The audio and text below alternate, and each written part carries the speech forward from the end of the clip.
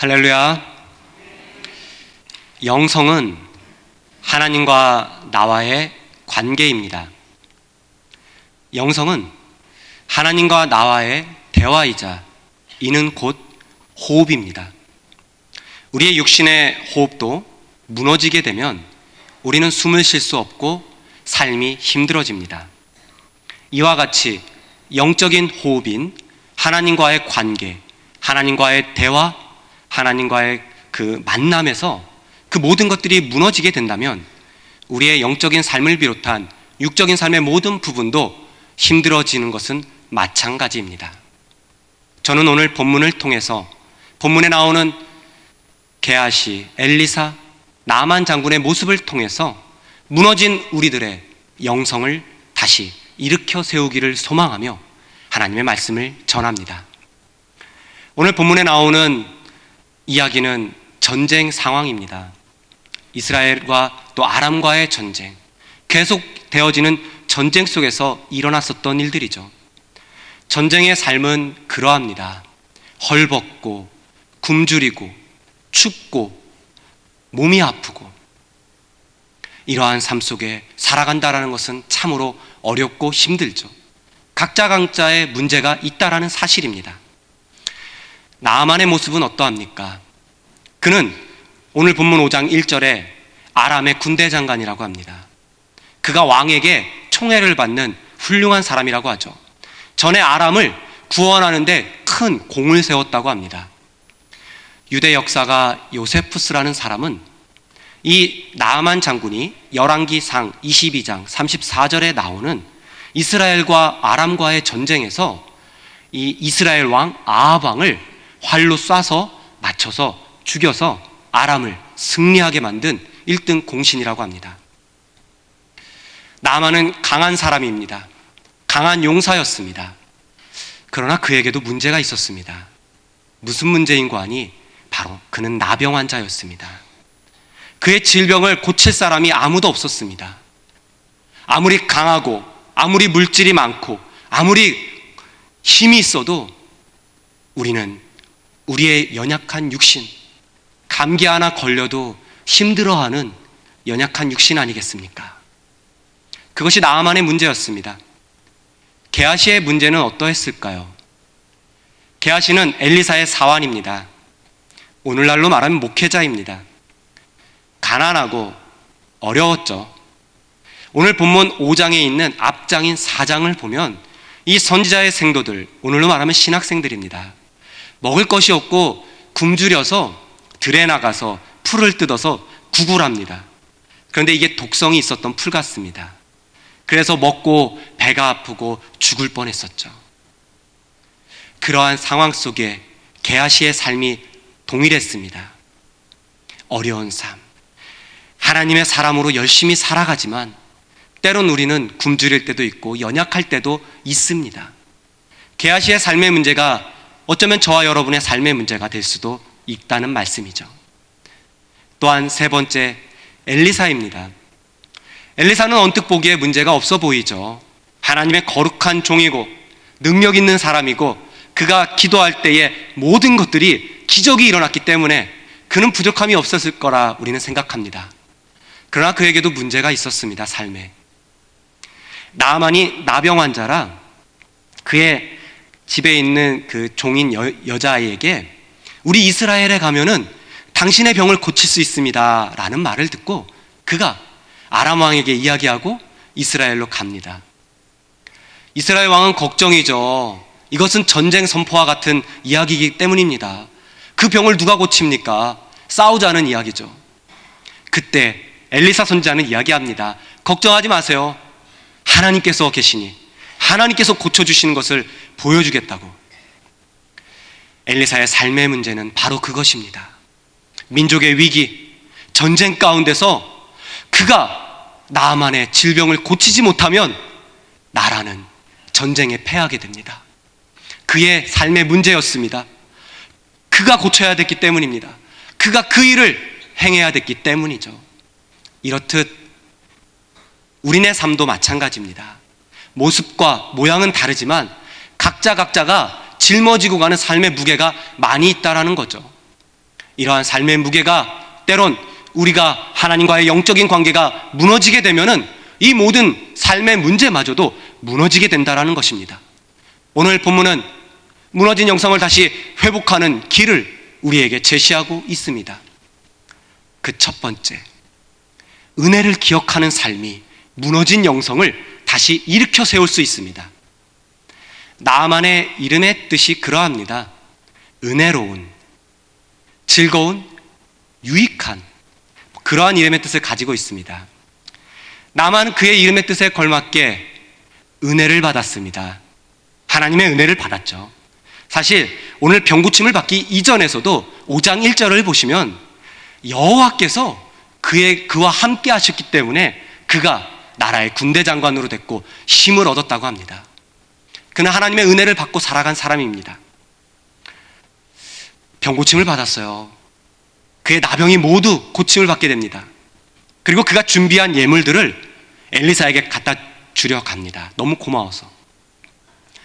그가 준비한 예물의 양은 굉장히 많습니다.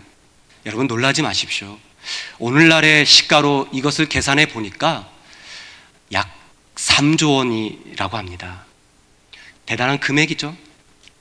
그가 엘리사에게 너무 고마워서 하나님의 은혜가 감사해서 내가 이것을 드리겠습니다 라고 이야기하니까 이상하게도 엘리사는 그것을 받지 않았습니다.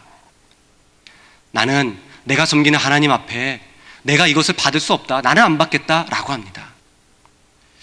엘리사가 왜 받지 않았을까요? 우리는 엘리사가 왜 그것을 받지 않았는가에 대한 이유를 알아야 합니다. 나아만에게 있어서 더 필요한 것이 있었기 때문입니다. 엘리사는 나아만에게 더 좋은 것을 주기 원했기 때문입니다. 나아만은 병고침을 받습니다. 치유함을 받습니다. 그것만큼 좋은 게 어디 있겠습니까? 그런데 나아만에게 더 필요한 것이 있었습니다. 바로 하나님의 은혜를 기억하는 삶이죠. 그의 병고침은 어떠한 대가를 주고서 얻을 수 있는 것이 아니라는 것을 가르쳐 주길 원했습니다. 우리네 신앙생활도 마찬가지입니다. 예수님을 열심히 믿다 보면 열심히 기도하고 열심히 헌금 생활하고 열심히 교회 나와 봉사하고 그렇게 살아가다가 삶의 문제가 닥치게 됩니다. 남편의 문제, 아내의 문제, 자녀의 문제, 직장의 문제. 그때 때론 우린 이러한 기도를 하게 되고 원망을 하게 됩니다. 하나님, 이러실 수 있어요. 나는 하나님께 할 만큼 했는데, 내가 하나님께 헌금을 얼만큼 했고, 내가 하나님께 얼마나 기도했고, 내가 하나님께 전에 나와 얼마나 시간을 투자하며 봉사하고, 내가 하나님께 얼마나 했는데, 나도 할 만큼 했는데 이러실 수 있습니까? 만약에 나아만이 주었던 그 값비싼 예물들을 엘리사가 받았다면 나아만이 믿음 생활 하다가 때론 그러한 이야기를 하겠죠. 내 병 하나님의 은혜로 고쳤지만 나도 할 만큼 했어. 내가 준 금액이 어마어마한 금액이야. 그거면 충분한 거 아니야? 나도 할 만큼 했어. 우리의 신앙이 조심해야 합니다. 하나님의 은혜는 성경은 말합니다. 내 힘과 능력으로 얻을 수 없다라고. 하나님의 은혜는 대가를 주고서 얻을 수가 없는 겁니다. 아무리 노력을 해도 내가 내 힘으로 받을 수가 없는 것입니다. 그것이 하나님의 은혜입니다. 엘리사는 나아만에게 그 은혜를 가르쳐 주기를 원했던 것이죠. 은혜를 받은 삶은 놀라운 영적인 힘을 얻게 됩니다. 나아만은 그 힘을 얻게 되죠. 이제 그는 예배에 목숨 걸게 되었습니다. 하나님의 은혜를 기억하니 예배할 수밖에 없었습니다. 그가 엘리사의 거절 이후에 이야기를 합니다. 내게 2마리의 노새에 실을 흙을 잔뜩 실어가게 해달라고. 그래서 나는 하나님께 예배할 거라고. 출애굽기 20장 22절 이하의 말씀을 보면은 하나님께서 금이나 은으로 우상을 만들지 말라. 토단을 쌓아서 나에게 예배하라. 토단, 흙으로 만든 제단이에요. 흙으로 만든 제단 속에서 나에게 예배하라. 나아만은 그 흙을 잔뜩 실어가서 자신의 나라에서 자신의 삶의 자리에서 하나님의 거룩한 전을 짓고 거기에 제단을 쌓고 이제 유일하신 하나님만 섬기기로 결단했다라는 거죠. 은혜를 받으셨습니까? 예배에 목숨 거십시오. 또한 하나님의 은혜를 받은 삶은 평안이 넘치는 삶입니다. 그가 예배하기로 결심했지만 걱정이 있었어요. 무슨 걱정인 거 아니? 그가 섬기는 왕, 또 그 왕이 섬기는 우상. 나아만 장군의 섬겼던 왕의 이름이 베나닷입니다. 하닷은 아람 나라의 신이에요. 폭풍의 신인데 이게 후대로 내려오면 그리스의 제우스 신이라고 합니다. 폭풍의 신을 섬기는 하닷. 근데 그 이름이 베나닷이에요. 왕의 이름이. 베는 히브리어로 아들이란 뜻입니다. 그럼 베나닷 왕의 이름은 신의 아들이에요. 얼마나 우상을 섬겼겠습니까? 얼마나 우상 숭배를 했겠으면 그 이름이 나는 신의 아들이야 라고 했겠어요. 그래서 이야기합니다. 내가 림몬의 당에 들어가서 경배할 때에 내 마음이 아니다. 어쩔 수 없는 내 삶, 내 위치. 그러나 나는 온전히 하나님만 섬길 것이야. 그러니 이거 하나 좀 배려해 줄 수 있냐고. 사실 그래요. 초신자인 나아만에게 큰 결단 아닙니까? 내가 매일매일 예배 드리기로 결심합니다 라고 이야기할 정도면 초신자가 굉장히 은혜 받은 거 아닙니까? 그런 그가 걱정을 한 거예요. 내가 혹여나 어쩔 수 없이 그렇게 일을 하게 될 텐데 하나님 그거 용서해 달라고. 엘리사 선지자가 평안히 돌아가라고 합니다. 나아만은 평안을 누리게 되었어요.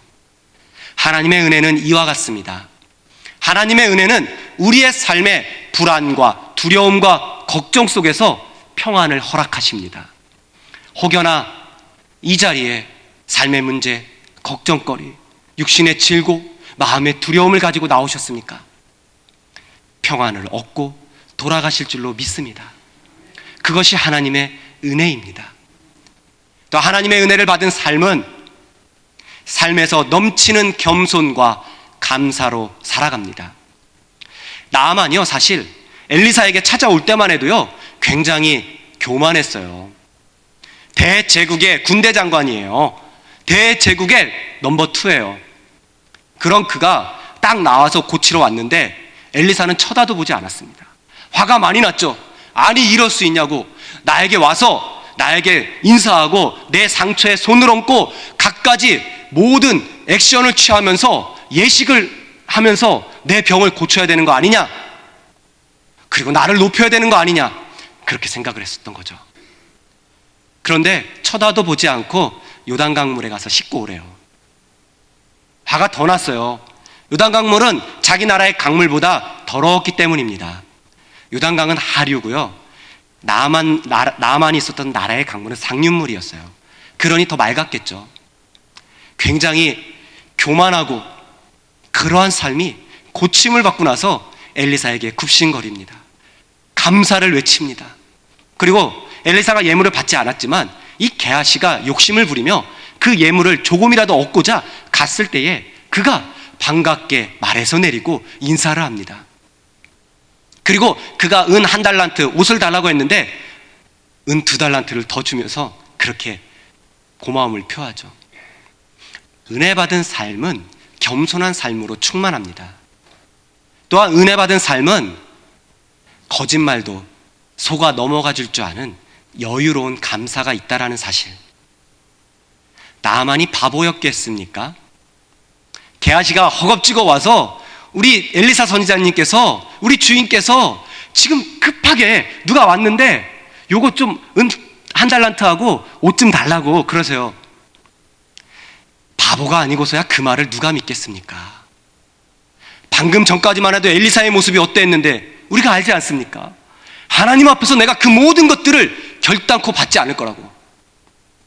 그런 선지자였는데 누가 왔다고 지금 그것도 다 달라는 것도 아니고 조금 달라고 합니까? 알면서도 넘어가 줄 수 있는 여유가 그에게 넘쳤습니다. 은혜를 받았기 때문이에요. 평안하냐? 게하시를 보면서 이야기합니다. 평안하냐고. 나는 너무 평안해. 너 지금 오는 거 평안한 일로 내게 오는 거야? 은혜 받은 사람은 삶에 여유가 생깁니다. 저는 군대에 있는 시절에 운전병이었습니다. 그래서 때론 혼자 있을 때 어떨 때는 이 운전을 거치게 할 때도 있어요. 성도님들 모실 땐 잘하지만, 그래서 제가 운전할 때 누군가 제 앞에 끼어들게 하려면 저는 막 본능적으로 밟습니다. 그래서 앞차와 바짝 붙여요. 못 들어오게 하려고. 참 여유가 없죠. 참 여유가 없죠. 말씀을 준비하면서 차량 운행할 시간이 있었어요. 그런데 들어오게 할 때 여유가 생기더라고요. 그래, 들어와라. 한 5, 6대를 그렇게 제가 앞에 이렇게 끼어들게 해준 적은 없습니다. 지금까지 살면서. 그렇게 여유가 생기더라고요. 아이, 뭐 어때? 또 고맙게도 그 차들도 깜빡이를 켜주고 고마움을 표해서 너무 행복했어요. 사랑하는 여러분, 내 삶에 은혜가 충만하면 이렇듯 감사와 겸손과 이런 것들이 넘칩니다. 때론 속아 넘어질지도 않은 미덕이 생겨요. 누가 나를 해코지해도 에이, 괜찮아, 그럴 수 있지. 그러나 우리의 감사가 없고 은혜가 없으면, 우리가 정말 피폐한 삶을 살아가면 누군가 나를 건들면 우린 굉장히 날카롭습니다. 내게 그럴 수 있어? 하면서 배로 갚아주죠. 하나님은 오늘도 우리의 삶이, 우리의 무너진 영성이 은혜로 충만해서 하나님의 은혜를 기억해서 내가 너를 어떻게 살렸는데, 내가 너를 어떻게 세웠는데 그거 하나 이해 못하니, 그거 하나 사랑 못하니? 라고 말씀하신다는 거죠. 사랑하는 여러분, 무너진 영성을 일으켜 세우시기 바랍니다. 그 두 번째, 자족하는 마음입니다. 게하시의 이름의 뜻이 탐욕스러운이란 뜻이에요. 게하시의 이름의 뜻이 탐욕스러운. 그는 그의 이름에 맞게 참 탐욕스럽게 행동을 했어요. 자족하지 못했어요. 신학생, 또 주의 종들, 사실 물질, 또 굶주림, 헐벗음, 그거 그냥 몸에 배어야 되거든요. 그런데 3조 원에 달하는 그 어마어마한 금액을 엘리사께서 다 거절했어요. 아깝죠. 조금만 얻었으면, 조금만 얻어도 될 텐데. 그래서 그가 나아만에게 쫓아가요. 그리고 그가 이야기해요. 내가 반드시 취할 거라고, 내가 반드시 받아낼 거라고 그가 다짐을 합니다. 그리고 그가 받아요. 은 1달란트를 달라고 했는데 이게 웬일입니까? 2달란트를 주네요, 나아만이. 은혜 받은 나아만이 그렇게 줘요. 그가 받은 2달란트와 옷의 금액은, 또 놀라지 마십시오, 한 130억 정도 돼요. 그게 오늘날의 돈으로. 저는 그 돈이 있으면 어떻게 할지 걱정이에요. 여러분들은 어떻게 하시겠습니까? 그래서 엘리사가 이제 혼을 내요. 게하시를 만났을 때 지금이 어찌 은을 받고 옷을 받고, 게하시는 2개만 받았어요. 근데 엘리사가 또 혼냅니다. 감난원을 받고 포도원을 받고 또 노비를 받고, 이런 것들을 네가 받을 때냐? 사실 감난원은 받은 거 없어요. 포도원도 받지는 않았어요. 그 말뜻은 무엇입니까? 그 돈으로 너를 위해서 밭을 사고 너를 위해서 갖가지 필요한 것들을 가득 싸서 누리며 살 거 아니냐? 지금이 어찌 이런 것을 받을 때냐라고 이야기하죠. 지금이 어떤 때입니까? 말씀 서두에 제가 말씀드렸습니다. 전쟁의 시기. 지금 이 나아만의 질병을 고쳐주지 못하면 우리나라는 다 죽을 텐데, 이 위기의 상황에 더 기도하고 하나님 앞에 서야 될 텐데, 너의 안락을 위해서, 너의 그 배고픔을 채우기 위해서 그렇게 살아갈 거냐? 라고 질책하죠. 자족하지 못해서 그래요. 신약 성경의 사도 바울은 영성의 최고의 단계를 이렇게 고백합니다. 자족으로. 오늘 영성에 대해서 이야기합니다. 사도 바울은 영성의 최고의 단계가 자족이랍니다. 만족하는 삶, 어떠한 형편에든. 그래서 빌립보서 4장에 그는 고백을 합니다. 나는 어떠한 형편에도 자족하기를 배웠다고. 배고플 줄도 알아봤고 굶주릴 줄도 알아봤고 또 부할 줄도 알아봤다고 그래서 나는 어떠한 상황에서도 만족할 수 있다고. 그래서 하나님이 내게 능력을 주시면 나는 못할 것이 없다고. 저는 그래서 잠언 30장에 나오는 아굴의 기도를 참 좋아합니다. 아굴이 두 가지를 기도해요. 하나님, 내게 헛된 것과 거짓말을 멀리하게 해주시고, 또 하나님, 내가 가난하게도 말아주세요. 그리고 부하게도 말아주세요 라고 고백을 합니다. 하나님, 내가 부자가 되어서 부에서 배불러서 등 따셔서 하나님을 모른다고 할까봐, 하나님이 누구냐고 할까봐, 내 물질을 의지할까봐 나 그거 두렵습니다. 하나님, 내가 배고파서, 내가 정말 배고파서 도둑질을 할까봐 하나님 나 그거 두렵습니다. 배고픈 사람만이 배고픈 거 알아요. 아픈 사람이 아픈 것을 알아요. 그런데 아굴은 기도합니다. 내가 배고파서 너무 굶주려서 살려고 도둑질을 해서 하나님 영광 가릴까봐. 아굴의 신앙과 사도 바울의 신앙은 일치합니다. 무엇을 먹든지 무엇을 마시든지 무엇을 입든지 하나님의 영광을 위해 살아가는 것이죠. 이는 예수 그리스도께서 우리에게 가르쳐 주신 기도와도 일치합니다. 오늘날 우리에게 일용할 양식을 주옵시고. 자족입니다. 내 삶의 자리에서 조금 부족해도, 조금 연약해도 자족할 수 있는 삶, 그것이 내 무너진 영성을 다시 회복시켜주는 놀라운 힘인 줄로 압니다. 혹여나 많은 문제를 가지고 나오셨습니까? 그 문제가 해결되길 위해서 기도하십니까? 그때에 생각하십시오. 먼저 생각할 것은 하나님과 나와의 무너진 관계가 있지 않나 돌이켜보십시오. 그게 먼저 회복돼야 된다는 사실, 오늘 본문은 우리에게 가르쳐주고 있습니다. 세 번째입니다. 삶의 문제와 위기 앞에서 하나님 앞에 서셔야 합니다. 이는 곧 기도하는 삶입니다. 엘리사의 이름의 뜻이요, 이 두 개의 히브리어가 합쳐졌는데요, 엘리, 나의 하나님이란 뜻과 야사라는 단어, 행하다, 구원하다 라는 뜻이에요. 이 단어가 합쳐서 엘리사가 됐는데, 그 이름의 뜻은 나의 하나님은 구원이시다 라는 뜻입니다. 그의 이름처럼 하나님은 엘리사를 통해서 이스라엘을 구원하셨습니다. 나아만의 병을 고쳐주셨고요, 또 계속적으로 성경을 읽으시다 보면 아실 겁니다. 엘리사를 통해서 하나님은 계속 이스라엘을 구원하고 계셨습니다. 어떻게 가능할까요? 모든 문제 앞에서, 삶의 위기 앞에서 엘리사는 하나님 앞에 섰어요. 나아만이 물질을 가지고 나왔을 때 그것을 받기 전에, 받지 않을 때에 그가 고백을 해요. 나는 하나님 앞에, 살아계신 하나님 앞에 서 있습니다. 그래서 나는 받을 수 없습니다. 그는 어디에 있든지 무엇을 하든지 어떠한 상황에서도 하나님 앞에 서 있다라고 생각을 했어요. 그러니 모든 삶의 문제도 하나님께 기도했겠죠. 이제 말씀을 정리하려 합니다. 우리는 때론 나아만처럼 내 연약한 육신 하나 고치지 못하는 아주 나약한 삶을 살아갑니다. 때론 교만함을 가지고 다른 것을 가진 것에 힘을 얻어서 살아가지만 여전히 나는 육신의 질고 앞에 맥없이 아파하는 그러한 존재입니다.